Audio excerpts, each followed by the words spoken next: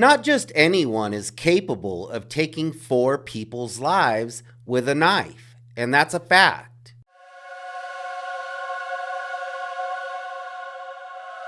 Hey everyone, it's Lucky with Unfiltered Lucky. And today we're going to talk a little bit about Bryan Kohberger as the sole suspect in the Idaho 4 crimes. Now, before we get into this video, I want to let you all know that this week we're going to be going back into the Travis and Jamelyn Jutin case. We're also going to be starting a deep dive into the Sandra Ladd case. And all 3 of these crimes are very similar. So stay tuned for that. But today, we're going to talk about Bryan Kohberger. Now, something that trips me up when it comes to this particular suspect in the Idaho 4 case is that he has no history of violence. He has no real criminal record. I know that his dad called the police on him when he was 19 because he stole his sister's cell phone. But I hardly feel like that rises to the occasion of a quadruple homicide. Now, people have described Bryan Kohberger as strange, odd, socially awkward. But I've never heard one individual firsthand describe Bryan Kohberger as being dangerous or having a history of violence. It just seems odd to me that someone with no history of violence or any violent criminal record just decided to walk into a house one night and brutally take the lives of 4 people inside that house with his bare hands and a knife. That just doesn't add up for me. Now, I've been around a lot of dangerous individuals, legitimately violent people. I've had the very unique opportunity to talk to these people about their lives, about their backgrounds, and about their crimes. These are documented violent offenders. Now, one thing I can say is that none of these people were working on their PhD. All of these people had violence in their history. Some of them had been victims of violence themselves. There's not a lot of people out there who could commit this type of crime. There's not a lot of people who could walk into a house full of 6 people and a dog and attack 4 individuals on 2 separate floors with a knife and then just walk out the back door. To me, that doesn't sound like somebody who has never committed a crime before or at least had violent tendencies. Now, I've heard people say that they've heard from other people who heard from other people that Bryan Kohberger had angry outbursts. You know, there was that interview with that girl who knew Bryan Kohberger basically through her brother, and that her brother had told her that Bryan Kohberger had angry outbursts and that sometimes he would slam doors and punch walls. But she made it very clear that Bryan Kohberger never directed his anger towards her brother. You know, I feel like we've all had angry outbursts. I feel like we've all maybe slammed a door or 2. Does that rise to the level of taking 4 people's lives with your bare hands and a knife? I just don't feel like it does. Now, like I said, it takes a certain type of individual to commit this type of crime. It's not an easy act to stab someone. It's not something that just anyone can do. Now, if it was one victim, then I would say, okay, that's a possibility. Maybe somebody who never committed a crime in their life, who had no history of violence, just snapped one day and and attacked an individual and took their life with a knife. Okay. But 4 people, one right after another, that's not an easy thing to do. This would not be an easy crime for someone who had maybe committed violent crimes before, let alone somebody who's never done this in their life. I mean, this suspect, in my opinion, just doesn't add up. It would seem very odd that a 28-year-old PhD student who had no documented history of violence walked into this house and took the lives of 4 people in a very, very brutal manner. Now, I'm not saying that someone who has never committed a violent crime couldn't have committed this crime. I'm not saying that it would be impossible. But what I'm saying is it would be very difficult for someone who wasn't familiar with this house or these victims. It wouldn't make a lot of sense for Bryan Kohberger to pick 4 people that he didn't even know in a very strange house where he didn't know the layout. A lot of people have said that Bryan Kohberger was frustrated because he was losing his job at Washington State University, which means that he would have lost his funding. Now, we know that he didn't lose his job until late December, but there was write-ups and warnings that were leading up to him possibly losing his job.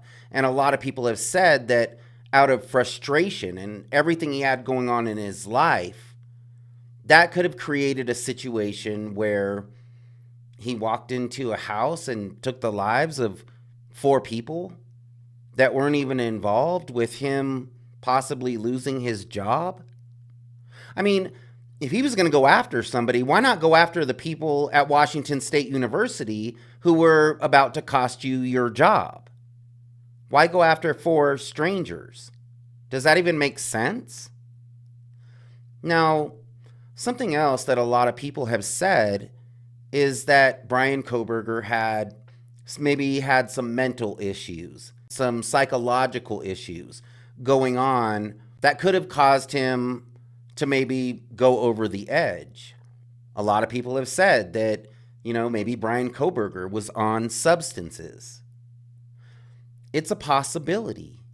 But one thing that I can tell you is that if you've ever been around dangerous individuals who you would think could commit this type of crime, they're not like Bryan Kohberger. They're just not. Now, could he be that one rare individual who just snaps one night and decides to go take the lives of everybody in a house? I mean, that seems like a stretch. This was a very personal crime. Whoever carried this crime out was very angry toward these victims.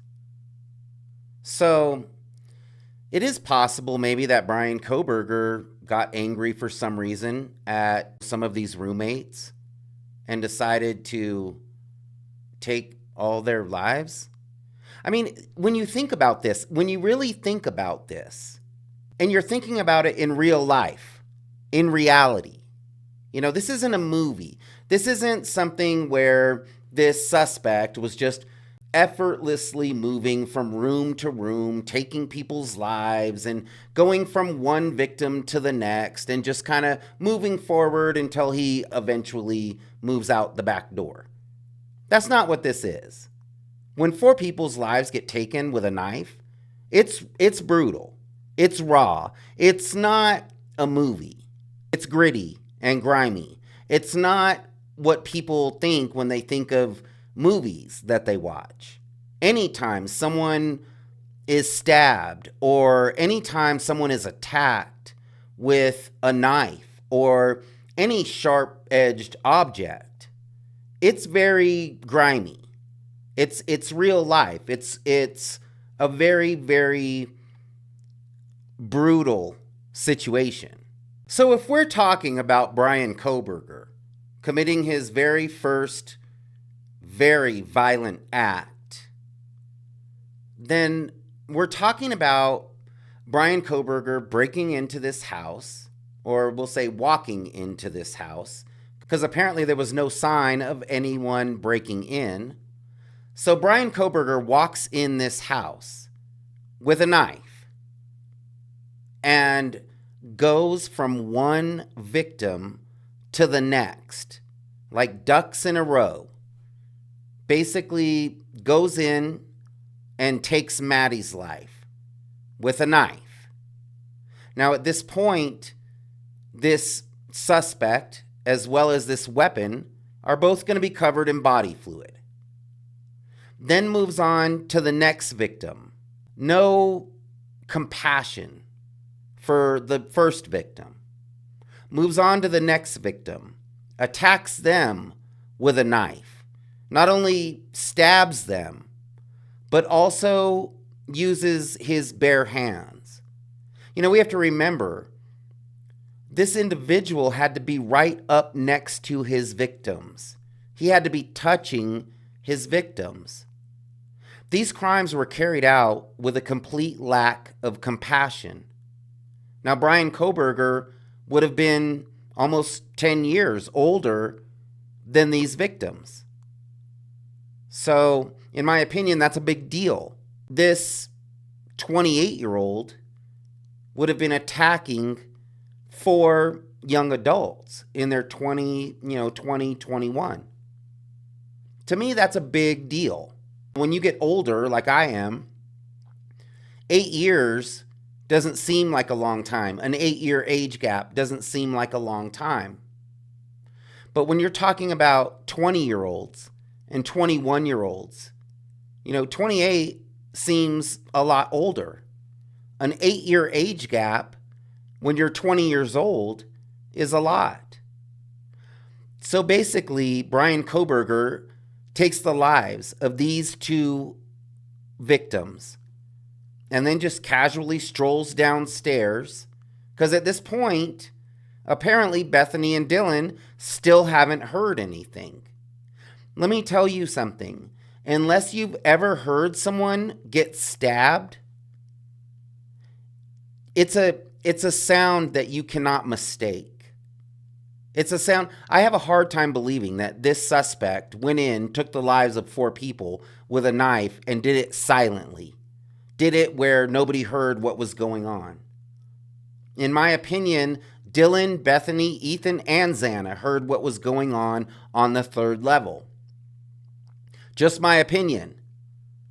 But I don't believe that anyone in this house would mistake the sound of somebody getting stabbed.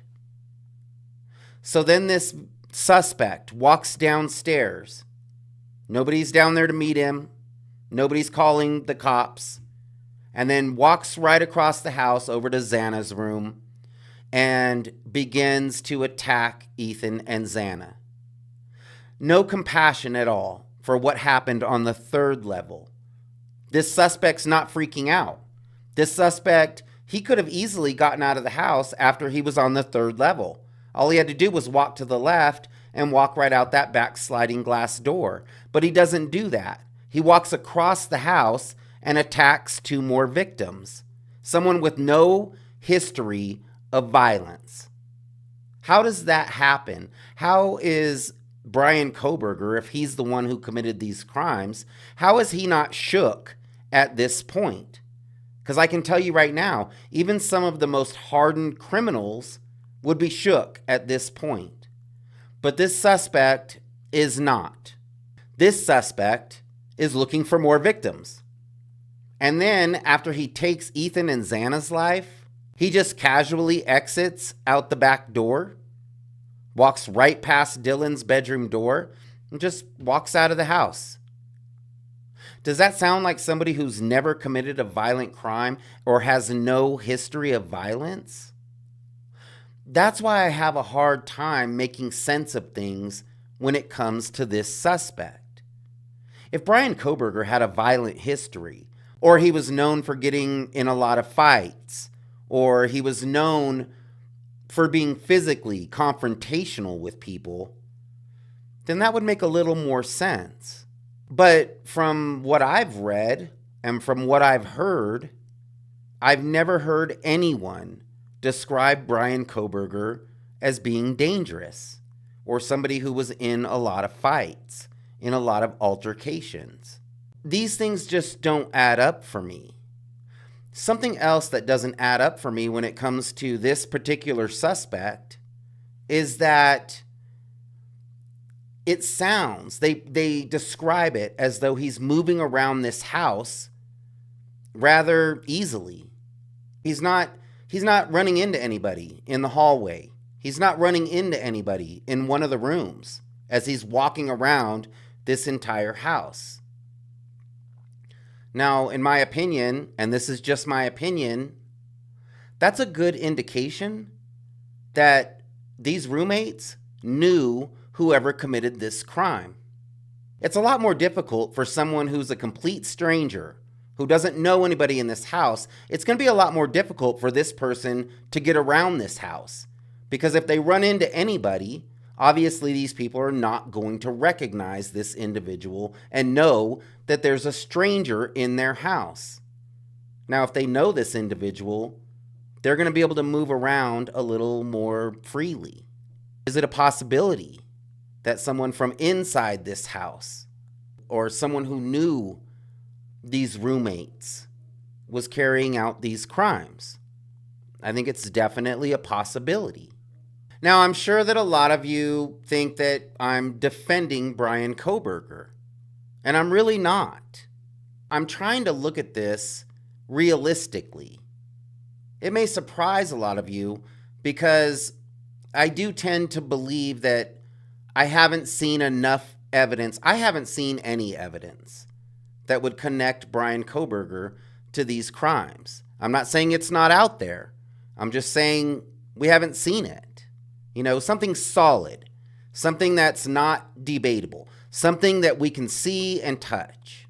But I talk to other creators behind the scenes, and a lot of these creators believe that Bryan Kohberger is 100% guilty. So I don't just talk to the people who feel the same way I do. I talk to people who believe that Bryan Kohberger is guilty because I try to approach everything with an open mind. And I want to know, I want to hear their information. I want to hear their reasons of why they believe that Bryan Kohberger is guilty. Because I'm not here to defend Bryan Kohberger. I just want to find answers, the truth. It's not about defending Bryan Kohberger. It's just about looking at what's in front of us and using common sense to put it all together. Now, I've heard a lot of people talk about why Bryan Kohberger may have committed these crimes. Psychological reasons, emotional reasons. I've heard a lot of different reasons about Freudian reasons. I've heard a lot of different reasons about why Bryan Kohberger would possibly commit these crimes. And there's a lot of information. There's a whole trail of information about why Bryan Kohberger may have committed these crimes. But there's two things that I still haven't seen. And I don't think any of us have seen these two things. Because in my opinion, you can psychologically analyze Bryan Kohberger. We can guess about what his mental state was. We can guess about his emotional state, what he was thinking. But the two things that we still don't have is a connection or a motive. So we can talk about all the different psychological reasons why Bryan Kohberger might commit this type of crime. But we still don't have a connection or a motive. And to me, those are the two basic elements that we need. Can he be convicted without a motive? Sure. If the jury believes that the evidence is strong enough against him, he can be convicted without a motive. But at some point, you have to establish a connection. Because in order for Bryan Kohberger to take these people's lives, he had to connect with them at some point. So these two elements are very important. In my opinion, Bryan Kohberger just doesn't fit as a suspect in a quadruple homicide. Now, I'm not saying that it's impossible, and I'm not saying that he's innocent. It's very possible that maybe he was a part of these crimes. Maybe he carried out these crimes by himself. But in my opinion, I just don't believe that someone without any violent history could commit these types of crimes. It just doesn't make sense to me. And the reality of it is that there's not too many people without violent histories, without documented violent criminal pasts, who just decide to go into a house one night and take the lives of 4 individuals. It would be a very, very difficult crime for this person to pull off, no matter how much planning that he did. Because after he took the first victim's life, those plans go out the door. You can't really plan for how these victims are going to react. You can't really plan for who may come in while you're taking this person's life. There's a lot of variables that you cannot plan for. This is just one of the things that trips me up about this suspect. He just doesn't fit the profile of someone who could commit such a violent crime. Thanks for hanging out with me today. I really do appreciate it. And if you liked my video, please hit the like button and consider subscribing to my channel. Like I said, I really do appreciate it. We'll see you next time.